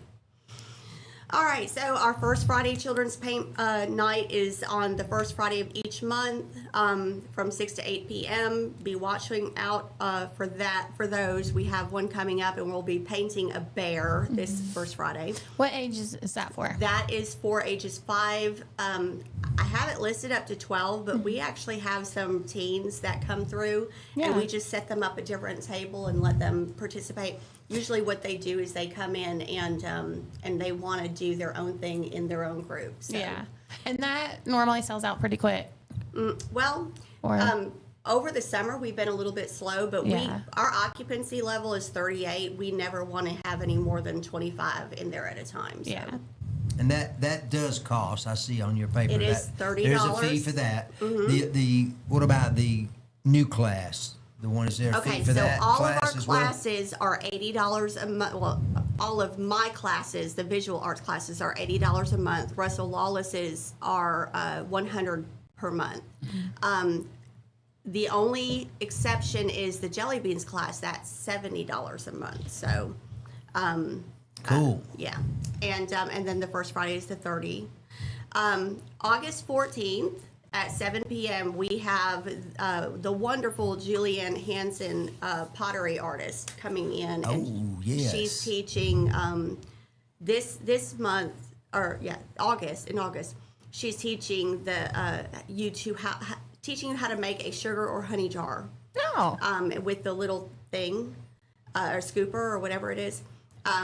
September 18th, she's doing a pumpkin, which has a curly top. It's really cute. And then the October 23rd, she's doing the Old World Santa. So, Is she based out of Prattville? yeah. I thought so. I Yeah. followed her on Facebook for a really long time. That's so neat that she's going to be here. Yeah, this will be the second time she's been here, and we loved her so much when she came that we just wanted to book her for at least 3 months. More, Yeah. so.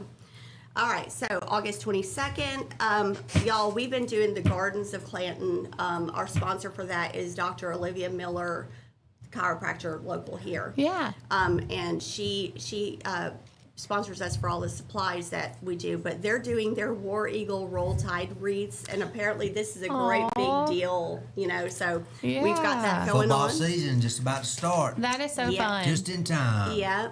for the So- Tide and Tigers. October 17th is the Queen's fundraiser. This is our 100 child paint party, and they do this to raise funds for Christmas presents for the underserved, and Walmart sponsors us on that. That's Oh, wow. completely, they sell it out obviously for Yeah. raising funds, but because of Walmart we get to do that for free. So, all right, Chilton Clayton Public Library, Toddler Time and Art, and we have that once a month. So be watchful for that. Keely is the children's librarian, and she has granted us the opportunity. We are so grateful to be able to come in once a month and do this art with these children for free, sponsored by Serenity Steps Prevention and Recovery, LLC. Okay. December is coming up, and last year we did a cookies and craft with Santa, and we did it free. And because we can only have like 25 students in there, so many kids were so disappointed that they could not attend. So we are aiming this year to do 2 weeks worth of that, so we can at least get 50 in instead Yeah. of the 25. And then I'm winking at a junk journal art therapy class for ages 18 plus. Yeah. And that will be on Thursday evenings if I do it, and I'm only talking about this because I'm thinking I'm going to. Yeah. I'm completing my therapeutic art life coach certification through Joel and Natalie Rivera, who have masters in counseling and a PhD in psychology. So I'm excited about that. I'm also certified in neurolinguistics. So this is just something that I really enjoy doing when it comes. Expand on that a minute, if you will, about this therapeutic art. So basically, what do you typically see, or what do you? What I will be doing? Yeah. My idea is so I want to bring each person in to teach them how to create from cardboard, a cereal box or anything like that. Teach them how to create a journal, okay, with papers that are going to be in it. So they'll be making this from start to finish, and then each of the pages, once their papers are all set into it, they will be going in and clipping from magazines, other boxes, anything that they can think of, and applying them to create a page either about how they feel or what they want to do in life, and so each of these pages will help them. It's like it's an intention of either this is where I want to be. I want to be happy, so I'm gonna put things on this page that make me happy. On this page, I want to put how far I've come. So I might, it's just little, and they're actually creating it from Junk. And their experiences. Yeah. And their experiences. Exactly. A lot of times with junk journaling, like when we go to Disney, I save receipts and tickets or any Help you kind of stickers. remind you what you did. Yeah, and then you just decorate it with the trash that people would normally throw away. Yeah. It's a big thing, especially when people travel. Yeah. Okay. Yeah. Cool. Yeah. Like I'm looking at things that I'm throwing away in the house that I used to throw away in my house and going, oh, I could use that. And I'm saving it up now. And I've got this great big box at the studio filled with things that I can use. Let somebody else worry about it. And listen, the paper here has actually will be gifting us like 50 old that they no longer use Piper Peach magazines in order to get all of that on the roll too. Oh, yeah. So we've got it rolling. That's That'll the be only reason- really cool. Yeah. Lots of options there, sounds like. Oh yeah. Yeah. Well, that's so exciting. So tell us about you said you're being, gosh, the word just left my brain. Certified. Yeah. What's that going to be about? Is it mainly just to be able to do like therapy art? Yeah, so it's not like I haven't already been doing that. Yeah. It's just that in order for you to be taken seriously, you really need to be certified. And who does that certification? So the people that I'm doing it through is Joel and Natalie Rivera, and they have a master's in counseling okay. and PhD in psychology. I That's see that now. I see where wonderful. you're going. Yeah. Or where so you're you going have with it's like that. you have a covering over you to literally be certified to do it. So Yeah. yeah. Well, I love that. I love that you're covering the rest of the year because, like you said, July flew by. I cannot believe it's already August. No. And so, for the Christmas and the fall, like October things opening up, when will they open to sign up? In September or? So you're talking about like for the Santa things? Yeah, and like the pottery and all that. When's the pottery sign is- up? The pottery is open. She's got one. I have one of hers out there now, so Mm-hmm. you can go to the Central Alabama Arts Alliance page and look at that, and go ahead and click on the link. And you have a calendar on there too, don't you? No, I don't know how to thought do. you You did. might have to teach I can me help how to- you. Yeah. Thank you. How about that? A little collaboration Yeah. between Piper Peach I've and wanted to do calendars. I just have not. I mean, I see them all. They're so cute, and I Yeah. just haven't figured out how to do that yet. So. Yeah, I can help you with it. Awesome. Okay, so that's already open, and then when we pass that one, I will go ahead and immediately post the next date on her. Okay? Yes. As far as the Cookies with Santa is concerned, I will probably start opening that up in September, October, in October. Yeah, in October. I'll open it up in October. Yeah. But it'll all be available on your Facebook. Yes. That way people can. Yeah, so if you're not following us, follow the Central Alabama Arts Alliance. We have a lot that we do here, and we are excited to be a part of this. So I have a beautiful question community. about your crafts, Yes. cookies and crafts with Santa. Yeah. How far in advance do you have to book Santa to be able to get him to come in So- December of all So months? we have a special Santa that we use, and I've already booked him. Yay.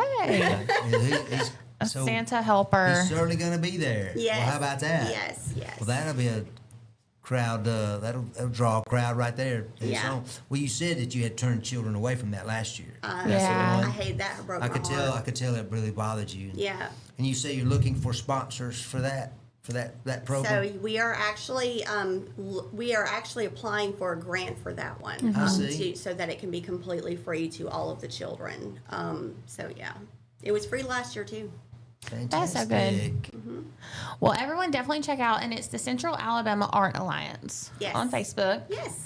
And also, if you follow the library's page on Facebook, they share a lot of things too, because yes. y'all do work with them a lot. Oh yes. Yeah. And Miss Keeley is their children's director, and She's wonderful. she is so sweet. Does a great job with the children. I just highly recommend. Their activities are free for the most. I don't think I've ever Yeah. seen any charge. So No. yeah, and she does something every Tuesday throughout the school year with the children. Yes. So the younger ones. So. And I know they used to have it on Wednesday too. I think they might have changed the days on it. Yeah, I think that I remember her saying something about doing it on Wednesdays, but the Tuesday class was the one that was exploding. Yeah. So I think they've got, the last I heard before the summer hit, 30 kids in there. Yeah, it's grown a lot. Yeah, so so- definitely check out their Facebook too. I know they have a calendar. Yes, And then stay on watch for all the events on y'all's page. Yes, thank y'all. So thank you so much. And I'm so grateful that y'all have brought a art gallery to Chilton County. Yeah, We don't have to leave the county, just like Roger was saying, stay in county. Yeah. And just make a whole date Look, of it. we had Lindane Phillips. She's got a piece up there.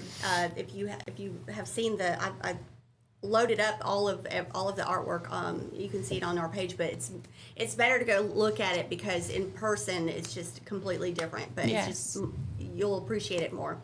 She's got this piece up there that she did, and it's like she also works with clay, and it's this great big huge bowl.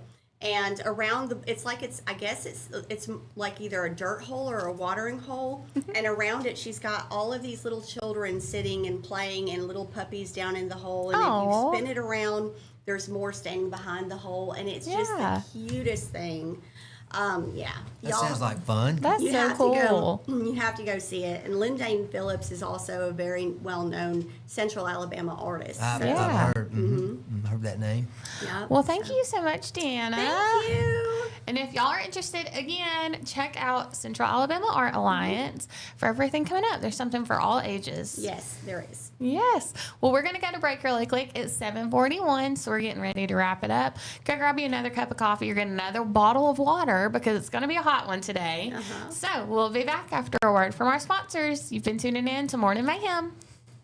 Looking for the perfect way to unwind, compete, and have fun with friends or family? Then Putter Up Pelham is your next destination. Whether you're a mini golf pro or just out for a good time, Putter Up offers a one-of-a-kind indoor putting experience with custom effects lighting, sounds, and robotics at each hole, plus automated scoring and a virtual caddy to guide your game. And our ADA-compliant courses include special putters for individuals using wheelchairs or walkers, so everyone can join the fun from ages 4 to 100. Rain or shine, day or night, it's always game time at Putter Up. Come for the fun, stay for the challenge. Swing by Putter Up, where every stroke counts. Traditions come and go, but excellent service and compassionate care are benchmarks in any era. That's what Ellison Memorial Funeral Home is committed to providing you, whether through the pre-arrangement process or seeking services at your time of loss. Ellison Memorial offers a noticeable level of care and attention to detail. Others do not. So before making a decision based on yesterday's traditions, experience the Ellison difference when it comes to your loved one's final arrangements. You'll be glad you did. Call us today at 205-280-4600. Ellison Memorial Funeral Home, setting the new standard in local funeral service excellence. We are always here when you need us. Underage drinking is deemed by many adults to be a rite of passage. Parents who host parties for youth may think they are being protective, but they are actually putting their youth at risk of physical and social consequences. Know the truth. Underage drinking and social hosting is a bad mix. For more information, contact Central Alabama Wellness, 205-651-0077, or visit centralalabamawellness.org.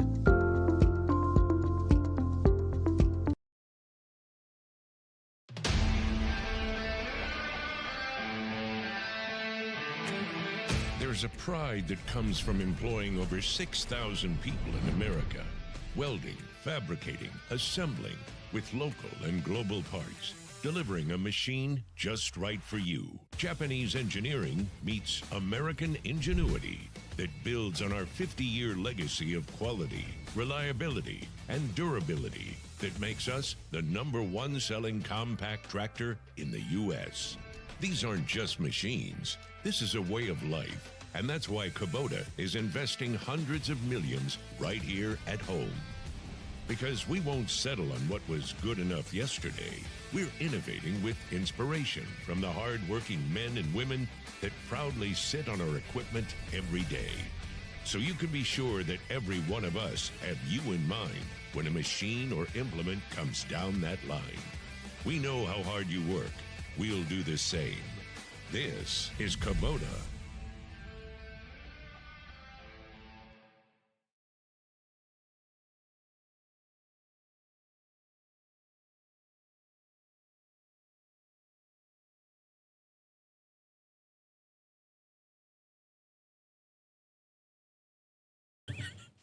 Hey, we still got Deanna's sign on there. She was here. She has The mysteriously microphone is here, disappeared. but she's not here. Well, it's Grim gone. grinning It's ghost. gone now. Hey, 7:45. We are coming to the. We're coming landing to the plane. To the wall, I That guess is you'd say, right. on the Wednesday show. What is that called? The tarmac? Yeah, We're exactly. approaching the tarmac. We're approaching the tarmac. Stay seated. Oh, me. Well, in case you missed it and you're just joining in, we had Roger on at 6:30. He was telling us all about the different taxes and what they go to, the Roger budgeting. Perkins. That's right, This is his Commissioner. first term as a commissioner. I must say he's very impressive. Yes, With his knowledge. he's very And his passion. That's what I was about to say. He's very passionate. He has a passion for it, and let's face it, he's not going to get a whole lot of reward. You know, people are not going to call him up, tell him he's doing a great job, I and call him and say there's know. a problem somewhere, right? That's right. So that's what he does. He's like and I say him, the whole commission, Yeah. are problem solvers because they all represent, their areas, so to speak. That's right. And then right after that, we had on Deanna with the Central Alabama Art Alliance, and she was telling us about everything that is at the gallery What on a schedule First. they have. Yes, they have so She many definitely art needs to put classes that- coming up. You give her that help on the calendar. I know. That I'm would excited really be about good. that. Yeah, that would be really great. And then her husband also teaches music lessons, so instrument lessons. Yep, there's like guitars and Ukulele, See the ukulele as yeah. well. Okay, I remember we were talking about the ukulele. I'll have to dust off my ukulele. It's been on top of the fridge for 10 years. Hey, before we go any further, I want to mention recognize a couple of our sponsors. Wood Surfside Marina, Yes. which that Mark people in are the going to be on game. that lake for another 2 or 3 months. Oh, you know, yeah. 'cause it's going to be plenty, At least plenty until Labor warm Day.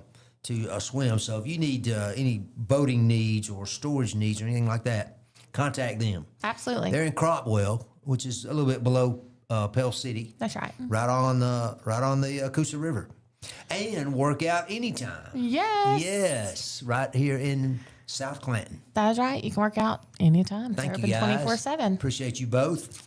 Thank y'all. Well, I have a story before we land the plane about an East Alabama family begging for help.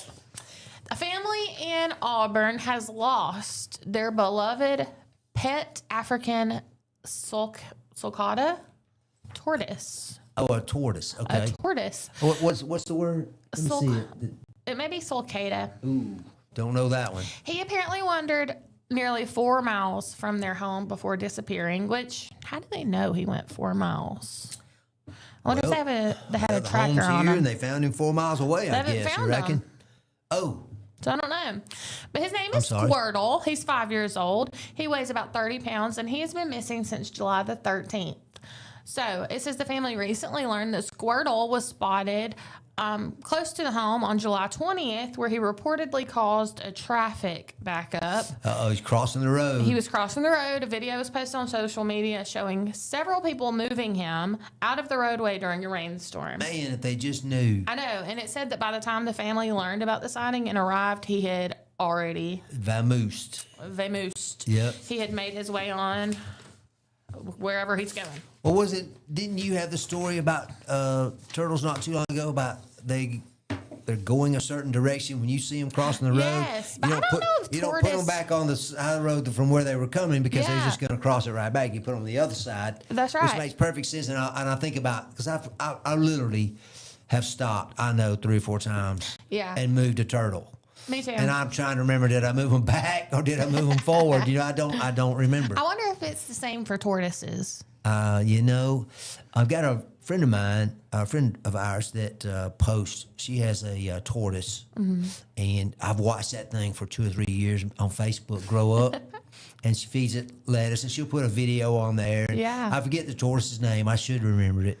I love to look at those things just to see what that's like. That is so 'cause crazy. that's kind of an unusual pet. Yeah, I would you say know? it's an exotic animal. Yeah, exotic animal. And you said this Yeah. one, the one that they're looking for, came from Africa. Yeah, Yeah, wow. I know. We were also talking before the show, we were prepping, about how long those tortoises tend I to know. live. It's 30 plus years. And I believe I'm right that Charles Darwin, when he went to the Galapagos Islands in like 1820 or something ridiculous like that he brought back some tortoises, and they're like still alive at like the London they Zoo live or like something. hundreds of years. I know, Yeah. couple hundred years. We don't really know for Crazy. sure. That's but like parrots. a long time. Parrots live long like that. Did not know that either. My mom and dad had a parrot. His name's Louie. He passed away a couple of months ago. He was 32.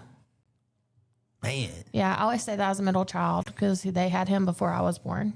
a lot longer Might than a even been dog or 33. cat.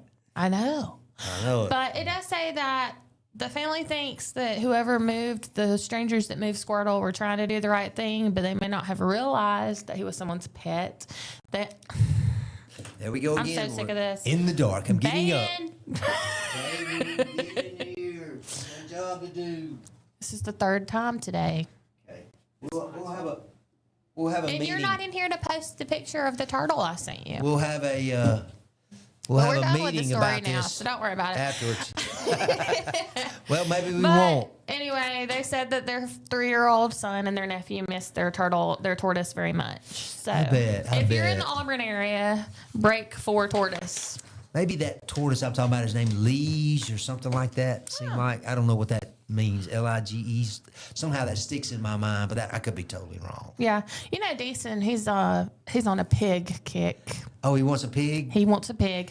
So Useless Farm. Those of you watching who know who they are, Hannah Moore and Spencer Moore, they have a petting zoo named Useless Farm. They did the field trip for the summer program last Friday. And they brought a mini donkey, a coon pig, I want to say a goat, a couple of baby goats, rabbits, a duck, a turkey, all the things. Deason was so excited about the pig. And Hannah told all the kids, she was like, go home and tell your parents that you want a coon pig. Like they're like the dog of pigs, and they don't get as big as other pigs. Right. Apparently they don't root. She said they'll eat whatever you give them, that they'll even eat grass, but they don't root. And Deason, since last Friday, multiple times every single day, has been saying that his dad is going to California to get his pig. Because Bailey right. is working in California this week. The pressure is on, man. And every time that we call him, he says, you got my pig? So I'm pretty sure that if my father-in-law hears about this, we will end up with a pig. It may not be a coon pig, but Deason will have a pig. And he keeps saying that Slinky needs a friend, his little weenie dog. Okay. So Do we you may. have a brown weenie dog or is it a black one? She's red. Red. Okay. Yeah, me and Yeah. her have the same hair color. I got you. I love those dogs. We had Yes. a long-haired black one Yeah. with the brown. You said her name was Polly. Polly. That's right. You Sweet. remember? Yeah. Oh, I miss Polly. She was so sweet. We have Slinky. She gets on my nerves. Slinky. She's so aggravating. She don't listen at all. So did Polly sit when you told her to sit? Like, did she do No. commands? What's with these small dogs? They just do whatever they want to do. They do. They Like, all run. They of run their my- show. Yes, all of my Yep. big dogs I've ever had, they follow command. But Slinky, she just slinks around. Mm-hmm. I call her Stinky Slinky because she smells so bad. It don't matter how many baths you give her. Oh, really? Yeah. That's unfortunate. I know. So Well, she stays outside most of the time. Polly I love was, her. she was pretty good. I mean, she would get this. You've seen these forlorn looks on these poor little dachshunds' faces, you know, like they're so hungry or they're thirsty or whatever, you Yeah. know. And she would get this look when it was bath time. It was like, oh, she would just kind of cower down, like, get it over with, hurry, you know. But it was kind of fun because she'd That be is all funny. shiny clean, you know, for a few days. As much as They were indoor dogs. So we had two, Yeah. not two dachshunds, but two dogs. well, see, Slinky would rather be outside. I'm pretty sure because, like, if you put her in her crate at all, even to feed her, she cries. Oh, I know. I don't believe Polly would do that or did that. I'm thinking she might need a friend. Although she was not thrilled about going to the vet by any means. Oh, I bet. She knew she was going somewhere she probably wouldn't like in the crate. So, Yeah. Yeah. Hey, you know, we got a couple other sponsors we need to work in here. Absolutely. We've got Chilton Mobile Home Supply, Central Alabama Wellness. Yeah. We, Speaking of Central Alabama Wellness, Yeah. Xena and Central Alabama Wellness are having their Blooming Benefits Day tomorrow. is that something about It's on the 30th. flowers or plants or something? No, I'm sorry. So they're giving away backpacks for school. Oh, that's right. It's going to be at Jeff State. So she had a couple hundred of them, I think. Oh, yeah, I think So it's she's a good gonna bit. She's ready for y'all to come visit her. Yes, it's going to be at Jeff State, so it's going to be indoors, so it's going to be cool. If it rains, it's not going to matter. They're going to have blood pressure screenings, a lot of different vendors centered around wellness. They're going to be giving away backpacks. Kona Ice is going to be there, bouncy houses, all the things. And it's indoor at Jeff State. So if you're interested in that, definitely go look. I think Central Alabama Wellness has a Facebook, so you can find it there. But it's called Blooming Benefits. So even if you can't find it on Central Alabama Wellness, you can type Blooming Benefits into the search bar, and it should come up. How about that? I did not know that. I'm glad that you shared that with us. Yes. Well, it's 7:56, and I was just thinking about a short story. I don't know that I really have one. Now, I have one about the TSA. Well, let's talk about the TSA. They have uncovered history. That would be what does TSA stand for? Transportation. Safety Something with the Administration. airline.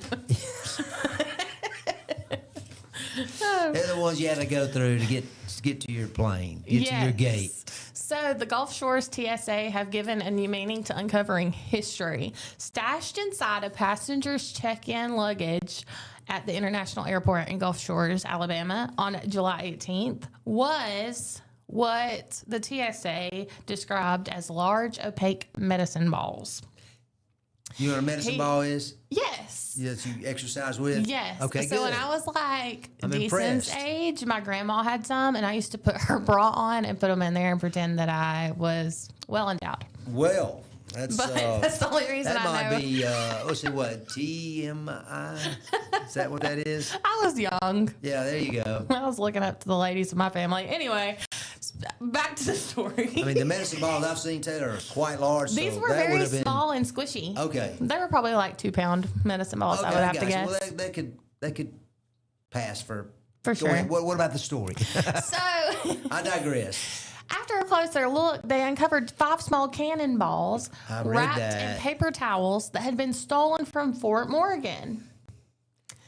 Historic Civil War cannonballs. Yes, imagine how heavy. They had to have been over weight limit. I don't know. 5 I of mean, them. if they- the if the picture I dude saw, thought- though, they were pretty small. They looked like big softballs. Yeah, you but know? I mean, if they thought they were a medicine you know, ball, I think of a.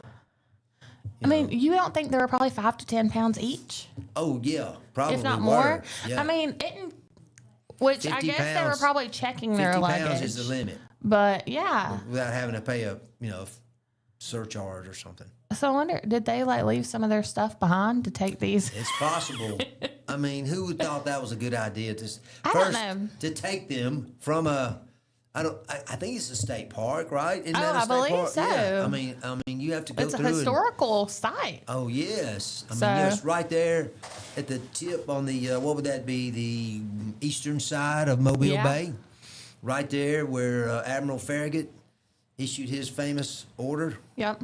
about the There's a torpedoes. big fort out there. Yeah. exactly. I mean, Fort Morgan. I mean, what a cool place that is. I know. It really is cool. Now, it's hot in the summer. You been through the fort itself? Yes. Yeah. I wonder where they found these at because so many people go to that fort. Well, I think they have them, They like have them out there? stacked up or something. I've never noticed them. I think they but- are. I don't know where you would have found them either. Anyway, it says that the police investigated and they found that the passenger was unaware of how the items were taken. Unaware. But that the cannonballs were returned to Fort Morgan. I was thinking, about, I don't know, the way they make those things is, it's like they're firing a little bomb. Yeah. And it hits and explodes. So I was wondering, would they still explode? I don't know. Like Probably today, not. could you? It's probably could you- expired. I would think so, but Yeah. at the same time, hey, they're finding stuff from World War II all the time. Yeah. These unexploded Have bombs. cannonballs always exploded? Pretty much. A lot of times they would explode over somebody, like drop fire and debris on top of the Because I always people. But thought then, they of were course, a just lot like of times they hit solid something and it metal. explodes it. I always thought they were like solid metal and that they would just knock somebody out. Well, they But- certainly would or will, but Yeah, they but I also wondered, developed into explosives at some point, where they literally. But back before they were, would it just take out like one person? Like that's a lot of work to take out one person. Well, I mean, think about where these were. They're right on the Gulf Coast. They were protecting Mobile Bay, basically, at Fort Morgan. That's what it did. I guess and then maybe the they were South just to put seized holes it. in The boats. Confederacy seized it during the war. Yeah. And it became one of their forts. And they would string what they call torpedoes back then. Taylor, is almost like a mine, like we call mines today. Yeah. They called them torpedoes back then. They would string them So across. these weren't used to like bowling. These were used to like set something else off. Yes, exactly. Okay. And so, anyway, the torpedoes would explode upon impact. Like if a boat ran into them, they would explode, just like a mine Yeah. does today. What we talk about mining, mining things. So, anyway, I'm glad that they thwarted this theft, and I have a hard time believing the person had no idea where they came from. Yeah. I mean, that I was do too. that would be stretching it for me. But I don't know what the charges would have been. It I didn't don't say know. they I were guess charged there or weren't- not. I guess there weren't any since Yeah, they. maybe not. Just prohibited items. Yeah. They would add that to, you have lighters and knives and guns and, of course, cannonballs. You don't want to bring cannonballs in your luggage. Yeah. I guess so. How about that? But- I saw the pictures of them, and they were pretty all rusted by now. So Yeah. they probably wouldn't explode. Probably not. I wouldn't think so. But, back up National Lipstick Day, you might as well do it at least once on the air. Might as well. There, look at that. What a difference that makes. Beautiful. Oh, me.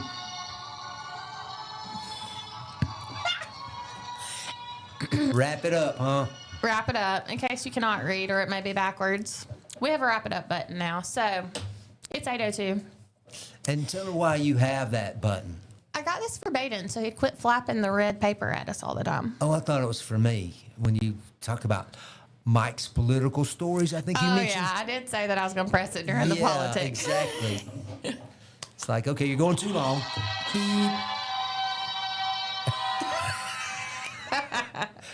It's amazing. It's amazing what little things can make people turn that thing off. I'm talking. With that being said, it's 8:02. Yeah, it's time to go.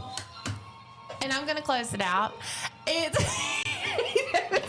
8:02, Wednesday, July the 29th. Where's the volume on this thing? It's going to be a hot one today, so stay hydrated, and I will see you tomorrow. Mike, you're not going to be here tomorrow, are you? I'm not going to be here tomorrow. No, so I'll be carrying the load with someone else. That's okay, though. We'll see you next week. There you go.